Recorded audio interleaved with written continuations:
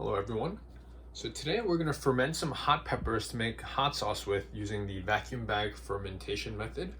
Here I have some red Savina habaneros and a handful of Carolina Reapers. So it'll be a fairly hot sauce. It won't be insanely hot, but it will be pretty damn hot.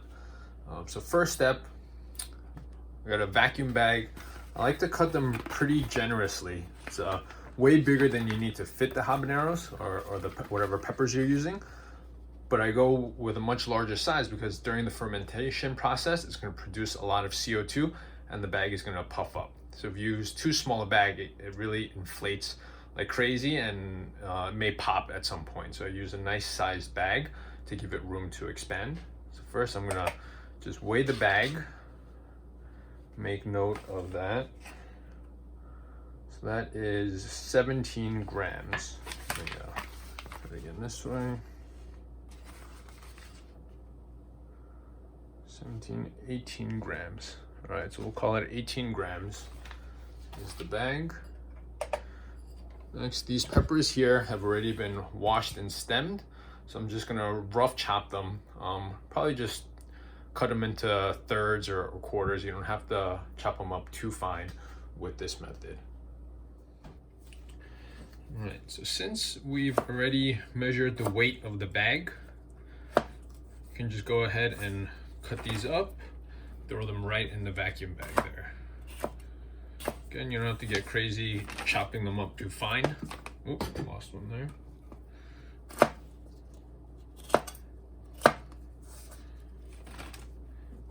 The finer you chop it up, the more compressed it'll be, but usually just cutting into quarters will do fine. Some of them I'll cut a little finer just so they fill in the gaps once you start vacuum sealing. But again, for the most part, I'm just quartering them. Maybe like every 5th or 6th month, I'll chop up into some smaller pieces just to fill in the gaps there. And whenever you're doing any sort of fermentation, whether it's peppers or any other vegetable, you want to make sure that they're all fresh, good quality produce. You don't want any soft spots or bruises, definitely not any mold. So the vacuum bag fermentation is actually my favorite method to ferment. Reason being, it takes out all the oxygen, so it makes it difficult for any other organisms to grow, specifically comm yeast, which is harmless, but pretty common occurrence in other fermentation. If you're using a jar or a crock, I don't like the taste of comm yeast, even though it's completely harmless. I like to avoid it as much as possible. So with the vacuum bag fermentation, you really almost guaranteed a perfectly clean fermentation.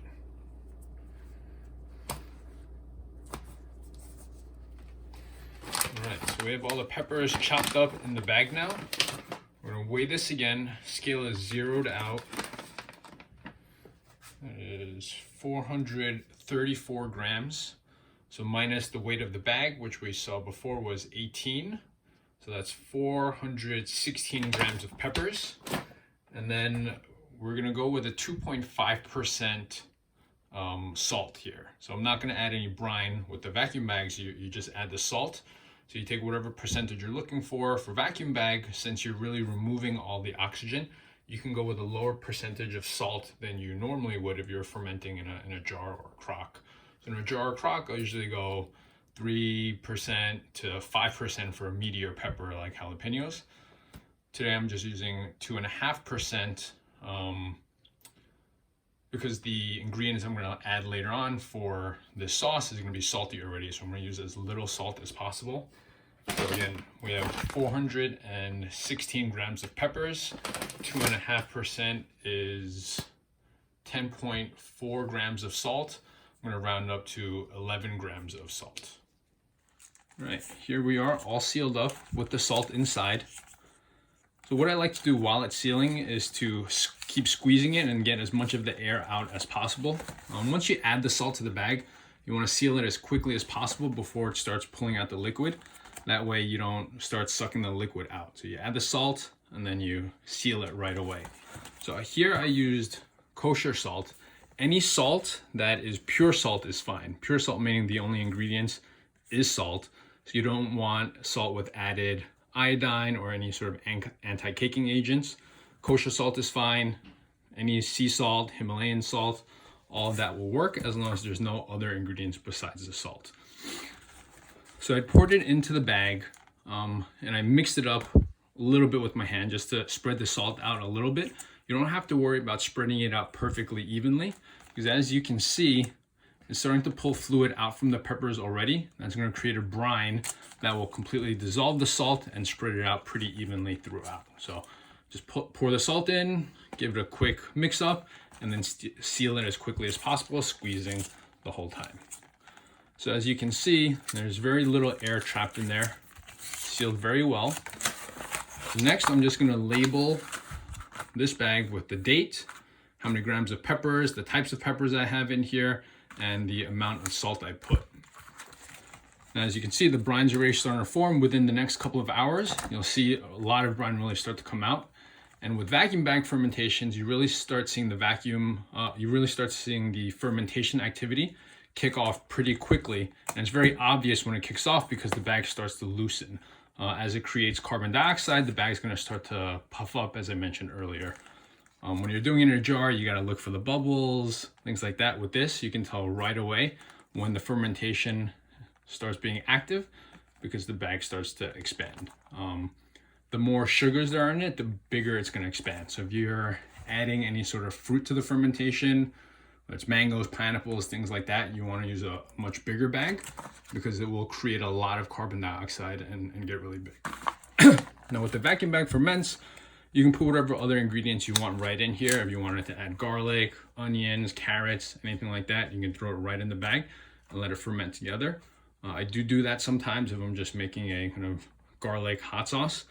With this one though, the ingredients I'm gonna use fresh. So I'm actually gonna cook this sauce with a few other ingredients. I'll make another video on the actual making of the sauce if you're interested in seeing that. But for now, I'm just gonna label it, throw it in the cupboard at about 72 degrees, leave it for a few days and then check back and we'll see how it's doing. All right, today is April 25th, so it's been a full 3-week fermentation. As you can see, the bag has loosened up and puffed up a bit.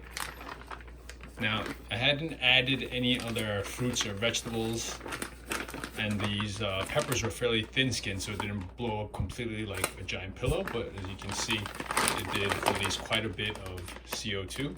So you know that the fermentation was successful and it was active. And, you can look through here and you'll see that there's no signs of any mold or even any comm yeast. So it's a very clean fermentation. I expect it to probably end up at a pH around between 3.5 and 3.8 if I had to guess, but we'll test the pH out after. So now you have a few different options. First step is going to be to blend this all up. So I have my magic bullet here. I'm just going to cut this bag right open.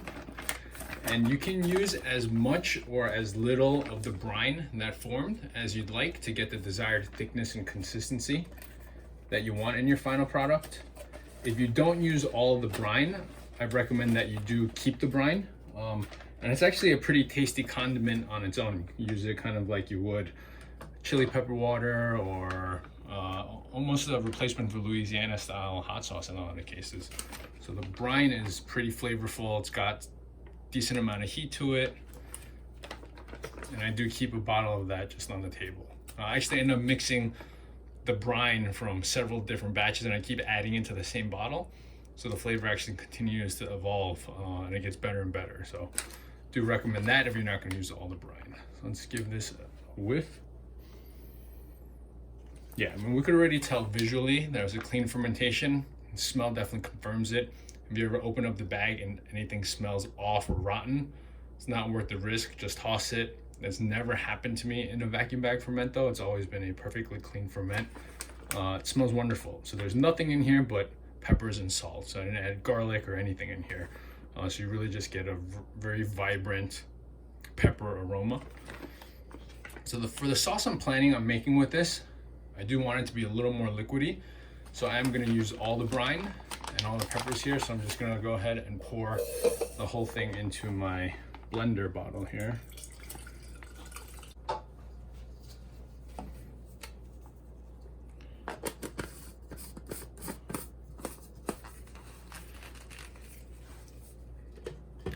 And one of the other reasons I like the vacuum bag fermentation versus a submerged brine fermentation is that you don't dilute the flavor at all. All this brine is the liquid that came out of the peppers. There's no added water, so the flavor is very concentrated. It's not diluted at all, and you get basically the pure heat from the pepper without cutting it with any additional water.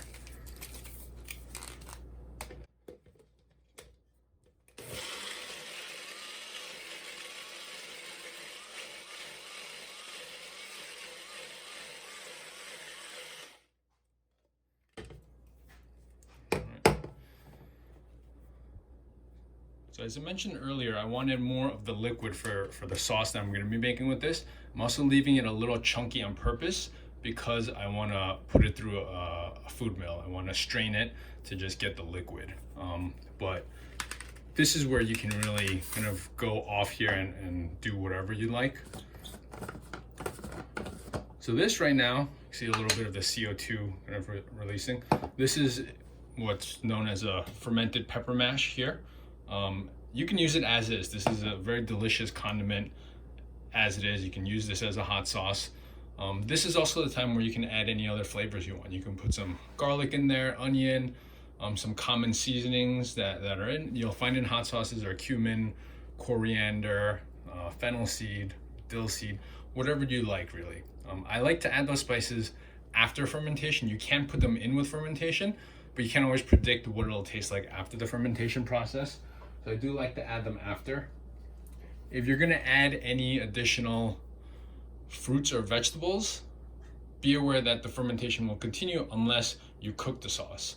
So with fermented sauces, I like to not cook them because I like to keep the probiotics alive in there.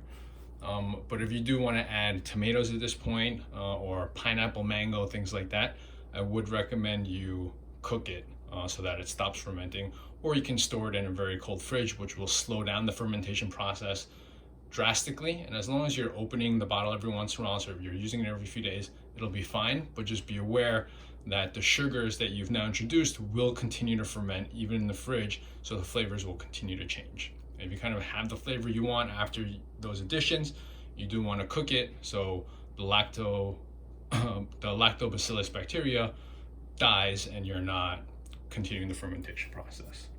Let's give this a little taste.